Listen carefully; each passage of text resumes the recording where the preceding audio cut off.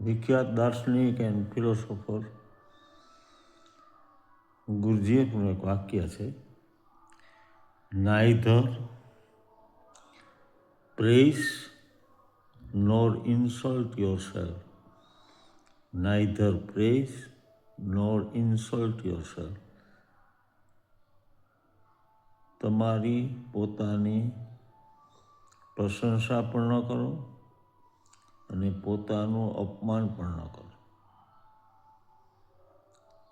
એની દીકરીને ઉદ્દેશીને લખેલા 100 વાક્યોમાંનું એક વાક્ય છે, neither praise nor insult yourself. શું કહેવા માંગે છે? પોતાની પોતે પ્રશંસા ન કરવી. આપણી પ્રશંસા અન્ય કરે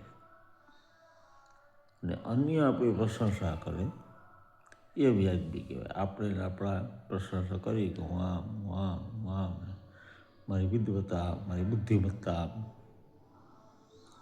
તો એ ખોટું છે. સાથે સાથે બીજું કીધું, નાઇધર ઇન્સલ્ટ યોરસેલ્ફ. તમારી જાતનું અપમાન પણ ન કરો. મતલબ તમે જેવા છો તેવા તમને સ્વીકારો. બાહ્ય રંગ, રૂપ, કષ્ટ, કાદી, ઊંચાઈ, આ તે, વજન, શરીર દુબળું, જાડું, પાતળું વગેરે વગેરે એ સ્વીકારો. સાથે સાથે મળેલો સ્વભાવ એનો સ્વીકાર કરો. સાથે સાથે મળેલી પરિસ્થિતિ, સિંગલ છો, મેરિડ છો, જે પરિસ્થિતિમાં તમે છો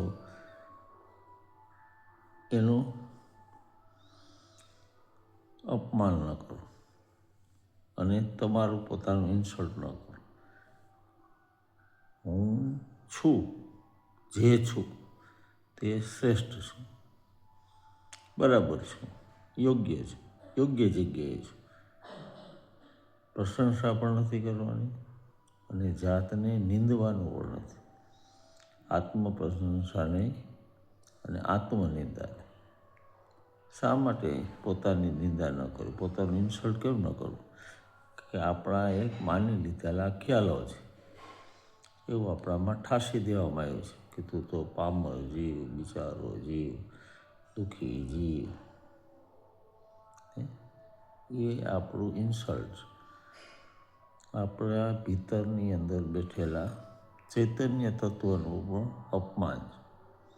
બહુ સુંદર વાક્ય છે. એક વાક્યમાં કેટલું કહી દીધું છે કે neither praise નોર insult.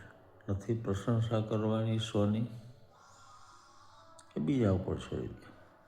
Neither insult, પોતાનું અપમાન પણ કરવાનું નથી. એવી કોઈ પરિસ્થિતિમાં પણ આપણે મુકાવાનું નથી કે જ્યાંથી આપણું અપમાન થાય. એક તો જાતે નથી કરવાનું, સ્વનિંદા નથી કરવાની.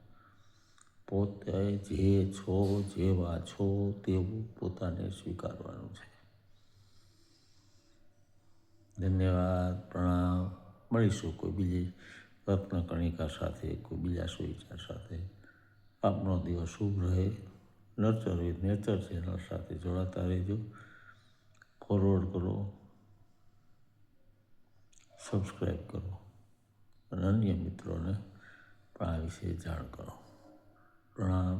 જય અરુણાચલ.